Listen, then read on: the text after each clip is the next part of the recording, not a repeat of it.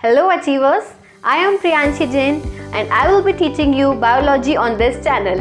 Not only this, इस channel पे आपको देखने मिलेंगे कुछ एक्सक्लूसिव इंटरव्यूज़ जिसमें मैं आपको मिलवाऊंगी कुछ एक्सपीरियंस लोगों से जो कि अपने एक्सपीरियंसेस आपके साथ में शेयर करेंगे और आपको देके जाएंगे ढेर सारा knowledge. And with that, I will guide you for your NEET exam throughout the year. So don't forget to subscribe the channel and share this video. You can also join our Telegram group. Link is given in the description box. And you can also follow me on Instagram. So see you soon and stay tuned. Hello students. Today we are starting chapter number 2, Sexual Reproduction in Flowering Plants. Chapter number 1 we have already completed. तो अगर आपने अभी तक उसकी videos नहीं देखी हैं तो चैप्टर 1 की वीडियोस देख लेना. हम स्टार्ट कर रहे हैं यहाँ पर chapter number 2 of class 12th और बेसिकली अभी CUET एग्जाम होने वाला है तो आप लोग इस पर्टिकुलर वीडियो से उसकी पूरी प्रिपरेशन कर सकते हो. डेली वीडियोस आएंगे तो डेली प्रिपरेशन यहाँ पे होगी तो आप लोग अपनी स्टडीज को रेगुलर फॉर्म में कर सकते हो. बायोलॉजी डोमेन हम यहाँ पर कवर करेंगे.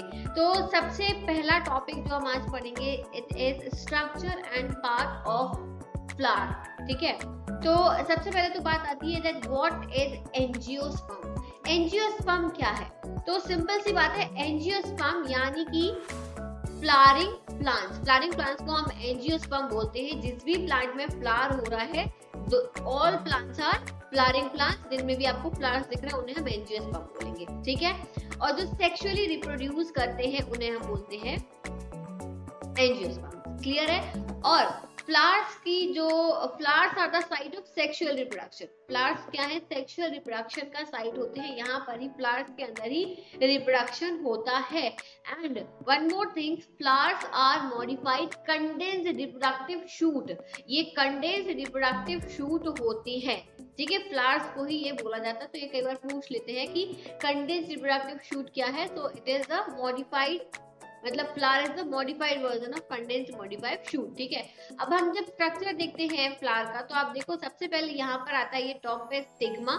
यहाँ पर ही आगे पॉलन ग्रेन स्टिक होते हैं. Then style, then ovary. ठीक है, इसको हम पूरे को बोलते हैं carpel and this is the female part. ये क्या है? ये फीमेल पार्ट होता है. ठीक है, और फिर आता है यहाँ पर एंथर. ये है filament. This is stamen. This is the male part. ठीक है, ये हो गया मेल पार्ट. तो एक होता है एंड्रोशियम, इसको हम बोलते हैं मेल पार्ट को एंड्रोशियम और फीमेल पार्ट को बोलते हैं गायनोशियम. ठीक है, तो ये सब नाम ध्यान रखना. Gynoecium is the female part जिसमें स्टिग्मा स्टाइल ओवरी होता है and androecium is the male part जिसमें एंथर फिलामेंट होता है. उसको कंबाइन में हम स्टेमिन बोलते हैं और स्टिग्मा स्टाइल ओवरी को हम कंबाइन में कार्पेल बोलते हैं. क्लियर है? अब देखो यहाँ पे पेटल्स होती है. पेटल्स किस लिए प्रेजेंट होती है? पेटल्स फ्लावर को अट्रैक्टिव बनाने में और ये एक अट्रैक्शन के लिए. ठीक है, जैसे कि जो बीज हैं या जो वो हैं अपने इंसेक्ट्स हैं वो यहाँ पर आए तो उनको अट्रैक्ट करने के लिए पेटल्स होते हैं. इसमें फ्रेग्रेंस आती है. फिर यहाँ पे ये सेपल्स हैं, जो ग्रीन कलर की छोटी छोटी सी फ्लावर में जो पत्तियां होती हैं उन्हें हम सेपल्स बोलते हैं. ठीक है, ये अंदर ओव्यूल है और यहाँ पे नीचे ये पार्ट जो है रिसेप्टिकल. इससे ही आपका ओव्यूल जो है ये जैसे ये है इसके ऊपर ओव्यूल लगा हुआ है तो ये इस तरीके से रहता है. तो ये रिसेप्टिकल ये नीचे का पार्ट कहलाता है. तो ये हो गया स्ट्रक्चर ऑफ फ्लावर. ठीक है, इसके बाद में हम आगे आते हैं तो पार्ट्स ऑफ फ्लावर्स पे हम बात करेंगे. तो सबसे पहला यहाँ पे 4 वॉल्स प्रेजेंट होते हैं जिसमें आता है कैलिक्स, कोरोला. ठीक है, कैलिक्स, कोरोला. कैलिक्स यानी सेपल और कोरोला यानी पेटल. ठीक है, और एंड्रोशियम यानी male reproductive organ and gynoecium यानी फीमेल रिप्रोडक्टिव ऑर्गन. मैंने अभी आपको पहले दिखाया था किस किस पार्ट को हम बोलते हैं. फंक्शन क्या होता है कैलिक्स का? टू प्रोटेक्ट दी बड. ठीक है, बड को प्रोटेक्ट करता है कैलिक्स. और कोरोला क्या करता है? ये सिर्फ इंसेक्ट को वो करने के लिए, अट्रैक्ट करने के लिए, जो मैंने अभी बताया था. तो कैलिक्स, कोरोला. कैलिक्स यानी सेपल्स को बोलते हैं, कोरोला यानी हम पेटल्स को बोलते हैं. ये नाम ध्यान रखना. नेक्स्ट हम बात करेंगे मेल रिप्रोडक्टिव ऑर्गन की. अब देखो डिटेल में जाएंगे हम धीरे धीरे करके. पहले मेल रिप्रोडक्टिव ऑर्गन की बात करेंगे, फिर फीमेल रिप्रोडक्टिव ऑर्गन की बात करेंगे. एक एक चीज डिटेल में पढ़ेंगे. तो मेल रिप्रोडक्टिव ऑर्गन की जब हम बात करते हैं तो इसे हम क्या बोलते हैं? एंड्रोशियम. ठीक है, जिसमें स्टैमेन्स होती हैं. स्टैमेन में क्या होता है? यहाँ पे आपका ये स्टैमिन आपका ये होता है. ठीक है, यहाँ पे स्टेमिन और आपका यहाँ पे हो गया स्टेमिन, हम इसको पूरे को स्टेमिन बोलते हैं, ठीक है, इसको पूरे को हम स्टेमिन बोलते हैं, जिसमें आपका एंथर होता है और फिलामेंट होता है, ठीक है, क्या होता है एंथर और फिलामेंट। अब देखो, अब हम एंथर को जूम करेंगे, क्या करेंगे, हम एंथर को जूम करेंगे, तो जब हम एंथर को जूम करते हैं तो ये आपको कुछ इस तरीके से दिखता है, किस तरीके से, ये होता है बाइलोब्ड, ठीक है, समझ में आ रहा है, ये होता है बाइलोब्ड। अब ये बाइलोब्ड यानी कि 2 लोब्स इसमें प्रेजेंट हैं, बाइलोब्ड है, और 4 माइक्रोस्पोरेंजिया प्रेजेंट होते हैं। अब ये क्या है, 2 लोब्स में, एक यहाँ, एक यहाँ, एक यहाँ और एक यहाँ, 4 माइक्रोस्पोरेंजिया प्रेजेंट होते हैं, और ये जो होते हैं ये प्रोड्यूस करते हैं, इनके ही अंदर से पॉलिन ग्रेन निकलते हैं, इसके अंदर ही पॉलिन ग्रेन बनते हैं और ये बस्ट होते हैं और पॉलिन ग्रेन्स बाहर निकलते हैं, ठीक है। तो जो आपका स्टेमिन है उसमें वो बना हुआ है फिलामेंट और एंथर का, जो एंथर है वो बाइलोब्ड होता है और उसमें 4 माइक्रोस्पोरेंजिया प्रेजेंट होते हैं, और जो माइक्रोस्पोरेंजिया है वो पॉलन ग्रेन को प्रोड्यूस करता है। क्लियर होगी बात। Stamen is the long and cylinder stack and anther is the fertile part produces pollen grain, ठीक है, सिंपल सी बात है। इसके बाद में अब एंथर, अभी मैंने बताया क्या है, ये बाइलोब्ड है, 2 कनेक्टिंग लोब्स होते हैं। ये कनेक्टिंग क्यों बोला गया, क्योंकि यहाँ देखो ये कनेक्ट है, ये जो है ना बीच में, ये कनेक्टेड है, ये कनेक्शन है बीच में, तो ये कनेक्टेड होते हैं। और फिलामेंट जो होता है हैव जाइलम एंड फ्लोएम, ये यहाँ से ये फिलामेंट का ये पूरा अंदर से ये आया है, नीचे तक गया है, तो फिलामेंट में जाइलम और फ्लोएम होते हैं। जाइलम एंड फ्लोएम का काम क्या होता है वो आप मुझे कमेंट से बताओगे, जाइलम और फ्लोएम का यहाँ पे प्लांट में क्या काम होता है, ठीक है। तो एंथर समझ गए, ये देखो ये पूरा आपका ये एंथर हमने जूम कर लिया, तो देखो 2 लोब्स हैं और 4 माइक्रोस्पोरेंजिया प्रेजेंट है। जब हम एक माइक्रोस्पोरेंजिया को जूम करते हैं तो आप देखो इसमें 4 पॉलन ग्रेन्स प्रोड्यूस होते हैं। एक माइक्रोस्पोरेंजिया 4 पॉलन ग्रेन प्रोड्यूस करता है, ध्यान रखना। तो एक एंथर कितने आपके पॉलन ग्रेन प्रोड्यूस करेगा, ये मेरा क्वेश्चन है, फिर से सुन लो, अच्छे से सुन लो, मेरा क्वेश्चन है, एक 1 माइक्रोस्पोरेंजिया produces 4 pollen grain, ठीक है, 4 pollen grain. So how many pollen grain does 1 anther produce? How many pollen grains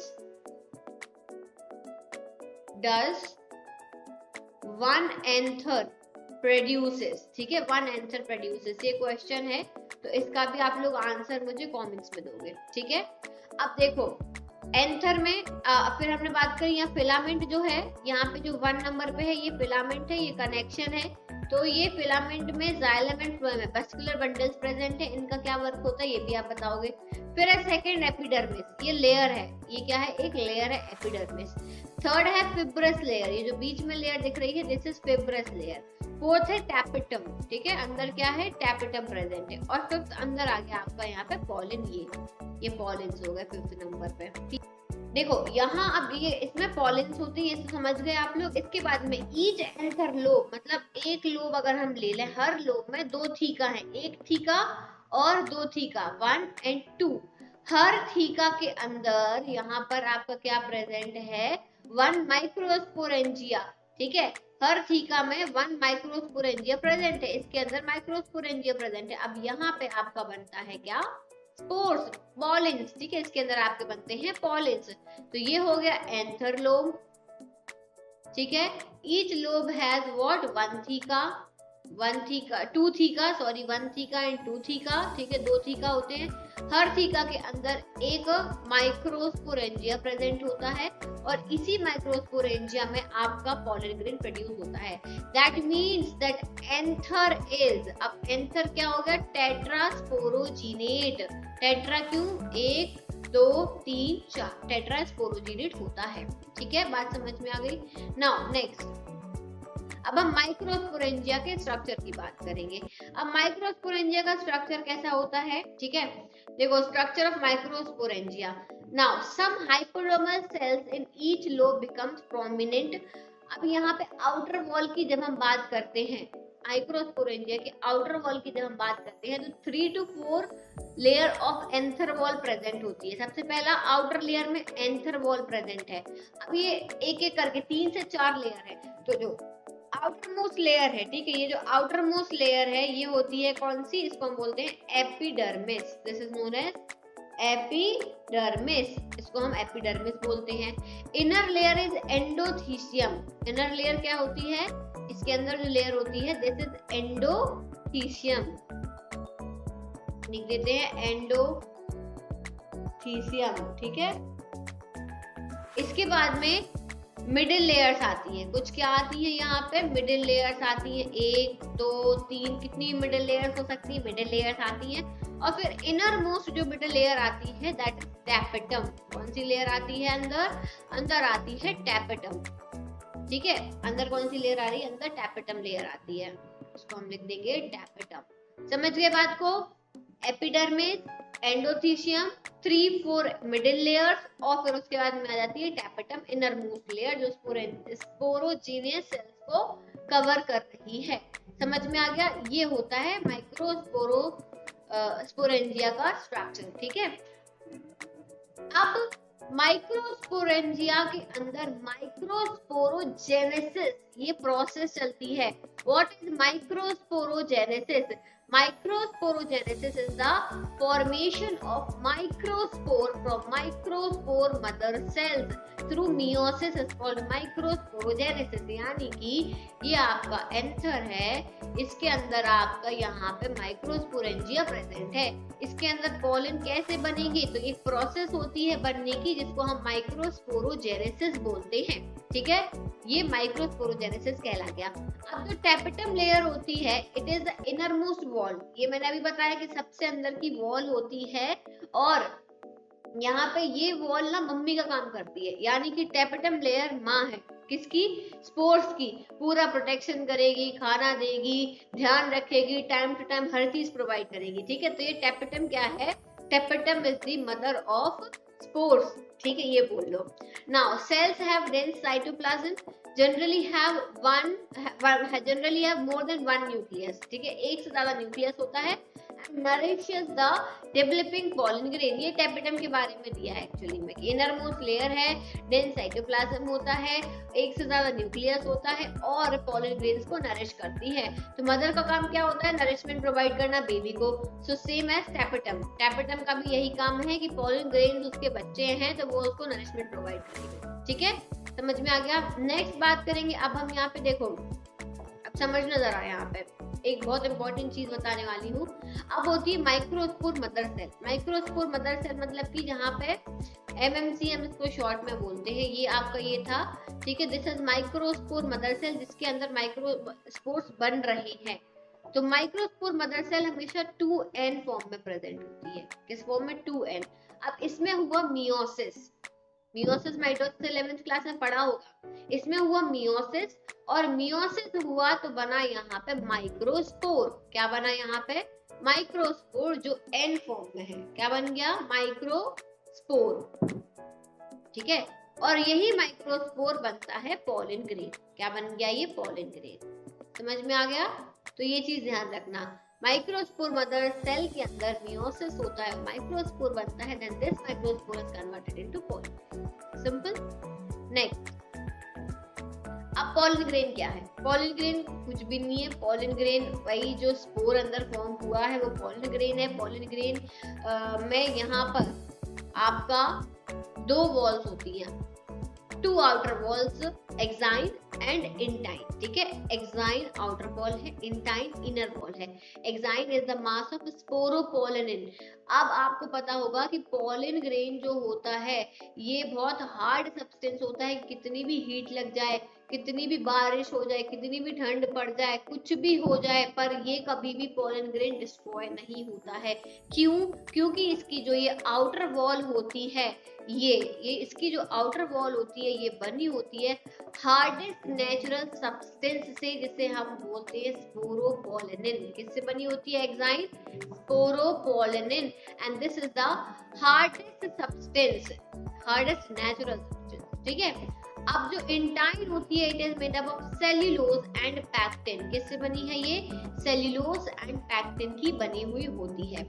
now mature pollen grain, when we talk about mature pollen grain, it has two cells, one large vegetative cell and small generative cell। ठीक है, देखो यहाँ पे देख सकते हो, one large vegetative cell is present and generative cell is present। ठीक है, इसमें सेम साइज दी हुई है, पर जब हम ड्रॉ करते हैं तो हम हमेशा एक सेल को छोटा बनाते हैं और एक सेल को हम साइज में बड़ा बनाते हैं, क्योंकि एक लार्ज होती है एक स्मॉल होती है। ठीक है, अब मैच्योर पॉलन ग्रेन्स, हाँ ये मैंने बता दिया। इसके बाद में generative cell form two male gamete by mitotic division. अब ये जेनरेटिव सेल होती है ना, ये वाली सेल, ये जेनरेटिव सेल, ये माइटोटिक डिवीजन करके मेल गैमेट बनाती है। क्या करेगी ये?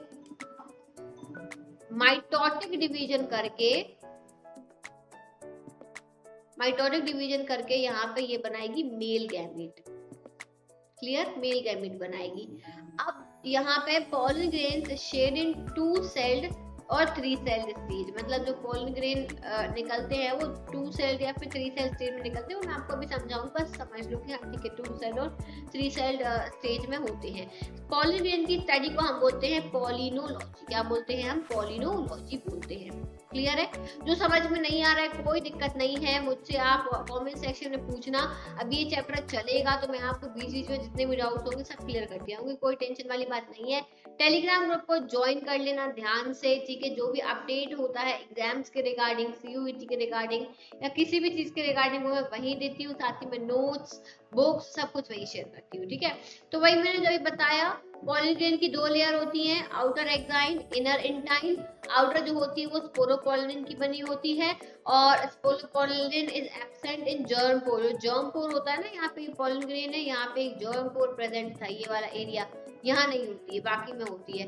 इनर जो होती है वो पैक्टिन और सेल्यूलोज की बनी हुई होती है।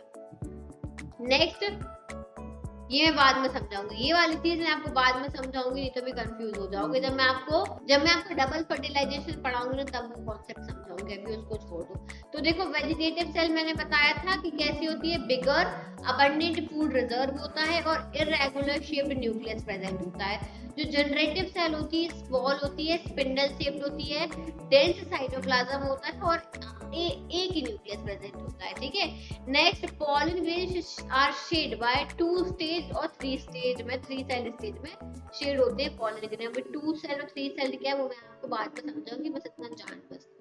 क्लियर होगी बात?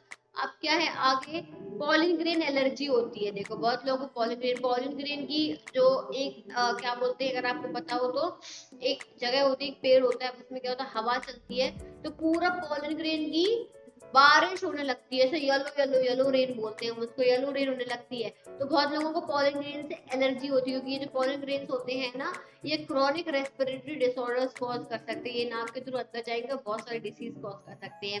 तो पॉलन ग्रेन एलर्जी होती है, तो ये डिसऑर्डर्स कौन कौन से कर सकता है, अस्थमा, ब्रोंकाइटिस, एक हे फीवर कॉज करता है, जैसे ये एक ब्रोंकियल एलर्जी है, हे फीवर। ठीक है, और सोर्सेस क्या है पॉलन एलर्जी के, हर किसी प्लांट से नहीं होती, किसी किसी से होती, जैसे carrot grass, chenopodium, amaranthus, sorghum, ricinus, prosopis and cynodon, ये कुछ इसके एग्जाम्पल्स हैं, यहाँ से आपको पॉलन ग्रेन की एलर्जी हो सकती है।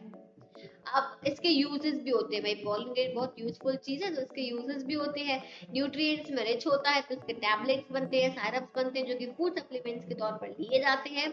ये एथलीट्स और जो हॉर्स होते हैं ना उनको दिया जाता है, एथलेटिक और जो रेस हॉर्सेस है उनको दे दो तो उनकी क्या इंक्रीज करेगा परफॉर्मेंस को। ठीक है, और पॉलन ग्रेन को आप कई सालों तक स्टोर करके रख सकते हो लिक्विड नाइट्रोजन में। ठीक है, -196 डिग्री सेल्सियस में। ठीक है, तो ये आप कई सालों तक, बरसों तक रखोगे, इसको कुछ नहीं होगा, ये खराब नहीं होगा, तो ये बढ़िया अच्छी चीज होती है। ठीक है, चलो अब हम बाकी का लेक्चर अगली क्लास में पढ़ेंगे। अगर आपको ये लेक्चर पसंद आया है और कोई भी डाउट है ना बेटा, बिल्कुल फ्री होके, टेंशन फ्री होके कमेंट सेक्शन में पूछ लेना। वीडियो को जरूर शेयर करना और अगर चैनल पे नए हो तो सब्सक्राइब करना। ठीक है, अब हम मिलेंगे अगले लेक्चर के साथ में। Thank you so much for watching this video, see you soon later, bye bye, take care.